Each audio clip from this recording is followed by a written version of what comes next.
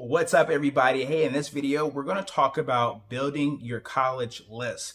I'm going to go over the 5 steps that I usually would advise a client or any family that I work with on how to build an effective college list.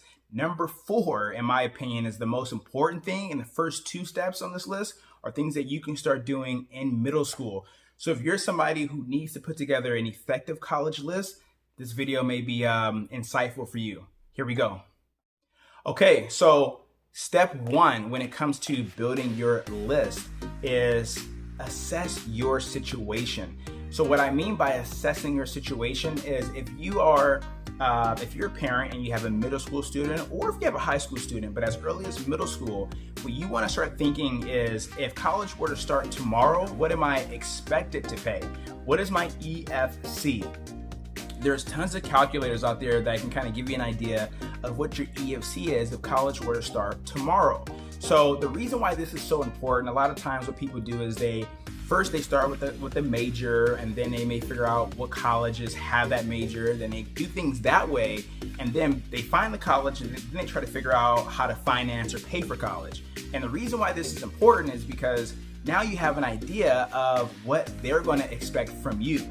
And this is where the planning starts. And if you have a student in middle school and you're as early as middle school, the cool thing is you have so much time to continue to work on that expected family contribution, and that way you can trend in the right direction, so when college starts, you're not surprised, you have the savings, you know what the objective is, and you can shoot for that goal between middle school and when the student is actually ready to go to college. Step 2 is works hand in hand with step 1. If college were to start tomorrow, what kind of budget do we have? Can we actually afford that? Our EFC is X amount of dollars.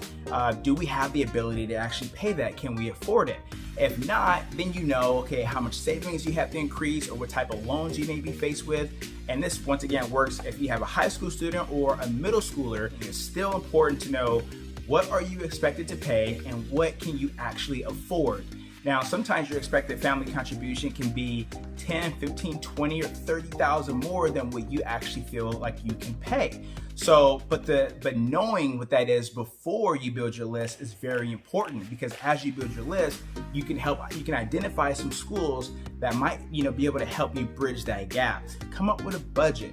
What is realistic for your family and in your situation? If you have multiple children, or you have a limited amount of savings, or you may want to retire, you need to figure out what's comfortable for you and your family situation, and ideally stick to that number and that budget. Assess, come up with a budget, 1 and 2. Step 3, definitely for high schoolers.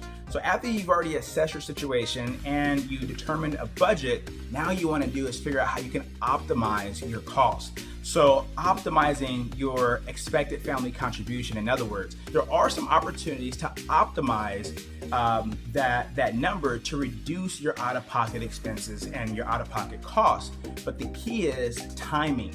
If you waited until 6 months until college started, you don't really have a lot of time to optimize for your incoming freshman school year, but you may be able to do it in other years throughout college. But if you start as early as middle school or early high school, you not only can figure out what you're expected to pay, you can identify your budget, and then you can come up with a strategy or ways to optimize that cost and reduce your overall out-of-pocket expenses.